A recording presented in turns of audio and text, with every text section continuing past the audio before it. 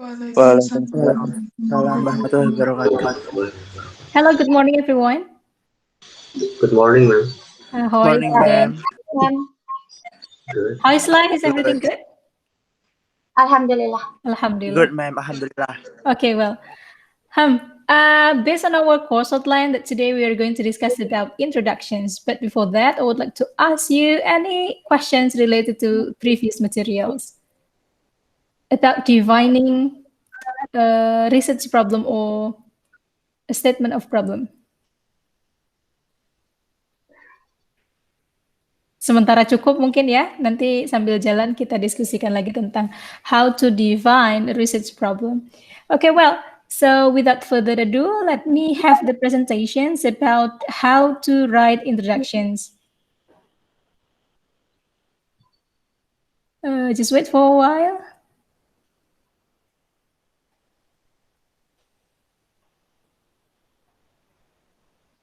Here we go. Can you see the slide? Yes, ma'am. Good. Yes, ma'am. So it is about writing powerful introduction for your research paper, week 3. Well, okay. In writing introductions, so introductions is one of the important elements in your research. So everything will be detailed in your introductions. The first paragraph of your introduction should start off with general description of the issue or situation and then become more specific. You know, the idea of funnel structure, yeah? This is funnel. Funnel is we call it corong, ya. Corong dalam bahasa Indonesia. Funnel. So we follow the structure. Here is the big size. We call it the general descriptions of your research topic, and then comes into more specific when you go down. All right. So it's basically the way you write it is similar to when you write an essay. Okay, so for instance, your big topic is about online learning. So the first paragraph, you should discuss about online learning. So then it comes into more specific one, parents' technical issue with online learning. Maybe you are going to research about parents' perspective on online learning. Okay, and then the next paragraph, you detail about the previous research on parents' involvement in online learning. Yeah, when you go down, it becomes more specific. So one last one, you state the purpose of your study or your research objective. And then how do you proceed with your study? Okay, so this is the way we write introduction. So next slide, we're going to go into more detail. There are mainly 3 paragraphs or 3 components that you have to write down for your introductions. But if you want to divide it into 3 or 4 or 5 paragraphs, that's okay. But at least there are 3 components or elements for your introductions. The first one is the first paragraph. What is the goal actually in the first paragraph? In your first paragraph, you show your topic, that your topic is important and attract reader to your paper. So basically give the readers a general knowledge about your topic. So start with a broad topic, then make it more specific. First, write the ideal conditions. So you have to capture the ideal condition of your topic. Sorry. So then come to the issue. What is actually the issue that you are going to capture? Okay. So here are some phrases that you can use for your first paragraph writing. So you can use the phrases if you want. And the middle paragraph, as I mentioned before, middle paragraph, you can divide it into 2 or 1 paragraph, that's okay. So what should be stated in the middle paragraph? You have to give an overview of the relevant scientific literature. Okay, let me repeat once more. You have to give an overview of the relevant scientific literature. Then you quoted some previous research or theories that is related to your topic. What is known? Topiknya tentang apa? So which question remain open? So then you have to analyze what is actually the gap. What is actually the research gap or the knowledge gap? Jadi yang pengetahuan yang belum di cover di penelitian-penelitian sebelumnya apa? Are there conflicts in the literature? Mungkin antara teori satu dengan teori yang lain ada konflik, so you have to synthesize or analyze. Okay, so here are some phrases again. You can use these phrases if you want. And the last paragraph. So this is the last paragraph. There are 3 goals. Setidaknya harus ada 3 elements dalam paragraf terakhir. The first goal, you have to state your research questions. Jadi permasalahan penelitiannya dituliskan. The goal of this present research aims to, itu phrases yang bisa digunakan. Lalu goal yang kedua, the second goal is that you have to state your hypothesis or predictions. Kalau itu berupa experimental ya, so you have to state your hypothesis. We hypothesize that, our primary hypothesis is that, so there are some phrases. The last goal in your last paragraph, you give a rough outline of your research. A rough outline of your research meaning that you have to state how will you proceed with your research. For instance, some of you want to research about the students' perceptions or teachers' perceptions. So then you have to detail in your last paragraph, goal 3.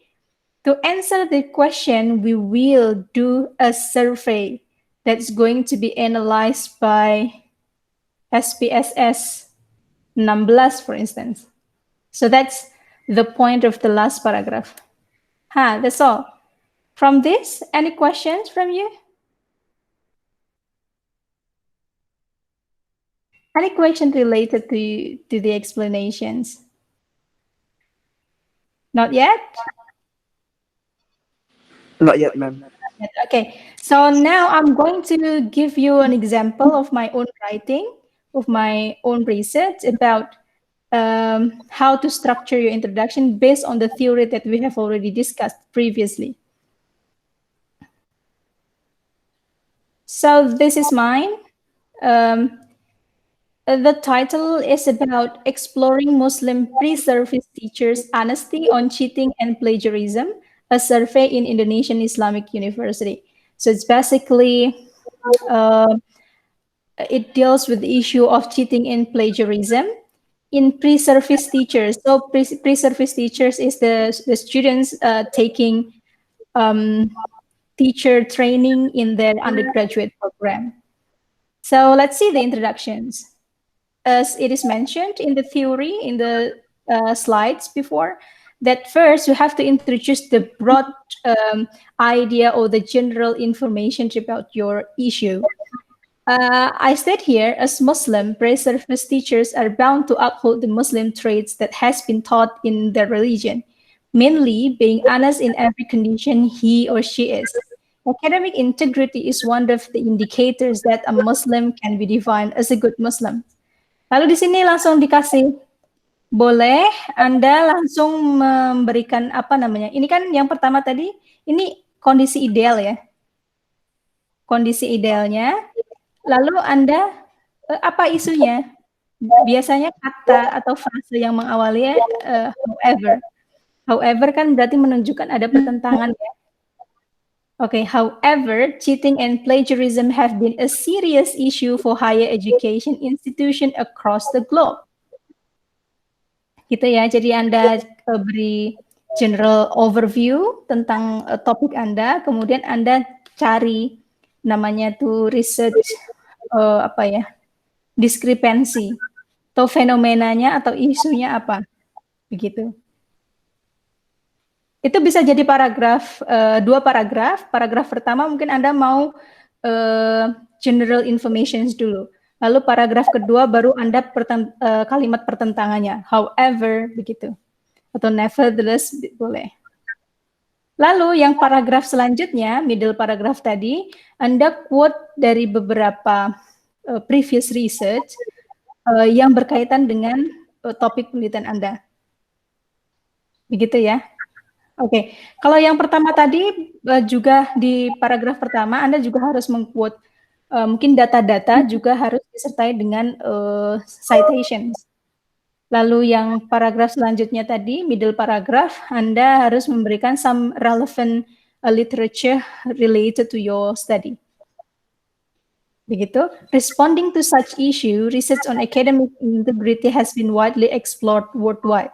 A study on students of computer science in King Saud University found that cheating and plagiarism are common among them. Meanwhile, they believe that such practices are unethical and against religious norm. Itu sudah. Anda misalkan di sini saya quote 3 previous research. Lalu saya cari research gap-nya apa yang belum dilakukan di research sebelumnya. In the view of the previously mentioned research findings, the research setting are mainly conducted in developed country where technology and tool are applied in the academic system. Jadi saya menyoroti kalau yang research 3 previous research itu settingnya ada di developed country, yang mana teknologi dan tool itu digunakan. Lalu di sini kalimat pertentangannya, kalimat apa yang menunjukkan bahwasanya penelitian Anda itu berbeda dari penelitian-penelitian terdahulu. Itu dinamakan dengan research gap atau knowledge gap. Nah, saya awali frasenya dimulai dengan kata however. There are still fairly limited study exploring on Muslim pre-service teachers' honesty at higher education context in developing country like Indonesia. Hence, researching Muslim pre-service teachers' academic honesty is significant to measure as they later in the future profession will teach students and disseminate the knowledge of academic ethics. Therefore, ini saya masuk ke yang goal kedua adalah tadi apa? Hypothesis atau research goal ya boleh. Therefore, this present research aims to discover. Nah, biasanya frase yang digunakan this research aims atau this research objective is bisa begitu. Oke, lalu di sini memberikan apa manfaatnya. Thus, the result of this present research is projected as an input for higher education management to take the issue of cheating and plagiarism into a serious account that such misconduct can be better prevented. Begitu.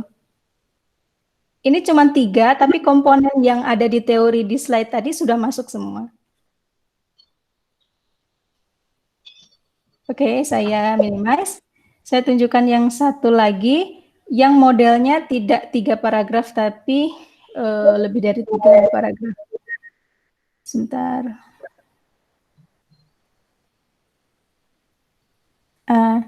Ini yang lebih dari 3 paragraf, tapi elemennya masuk semuanya. Ini hanya 4 paragraf, strukturnya tetap sama. Yang pertama, ini tentang critical discourse analysis on name shifting practice among millennial Muslim Indonesian context. Saya menyoroti bahwasanya ada pergeseran naming preference. Kalau dulu kan nama-nama orang Indonesia kan cenderung mungkin Javanese, cenderung Indonesians begitu. Tapi hari ini kita lihat nama-nama bayi itu lebih let's say modern. Karena ada asimilasi budaya, misalkan begitu. So, desain penelitiannya yang saya ambil adalah critical discourse analysis tentang itu. Jadi saya berikan overview-nya dulu, general idea-nya dulu. Globalization has brought people into more mobility than decades ago. People are now easy to travel around the globe. As a result, people can exchange knowledge, experience, and culture. Knowing other countries' culture and talking about it becomes popular. Thus, to assimilate into the dominant culture is very likely. And one form of culture assimilation is found in the name giving. Nah, satu saya sudah mengantarkan, lalu nanti I go into more detail. Begitu. Lalu ini previous research-nya. Previous research.